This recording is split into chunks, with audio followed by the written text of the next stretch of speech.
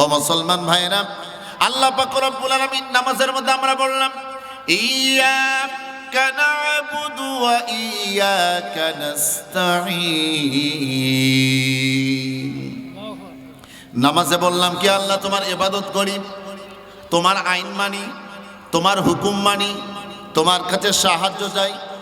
তাফসিরে ইবনে কাসির, তাফসিরে কাবির, তাফসিরে বাইজাবি, তাফসিরে তাবারি, তাফসির কারকরা কত সুন্দর করে ব্যাখ্যা করেন।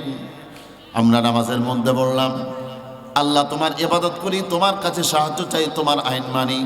মসজিদ থেকে বের হওয়ার পরে আমরা আল্লাহর আইন বাদ দিয়ে মানব রচিত আইন নিয়ে আমরা পড়ে আসি। এরকম মনে হয় কপাল পুরা মুসলমান এই বাংলার জমিনে নাই। আছে না নাই? আমরা কার আইন মানি?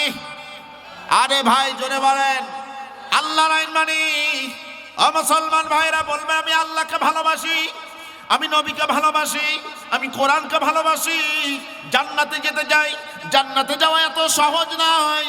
ওরে কপাল পুরা মুসলমান, মুখে বলবা আল্লাহকে ভালোবাসি, কিন্তু আল্লাহর কাজ করবে না, তুমি কখনো তুমি মুসলমান হতে পারবে না।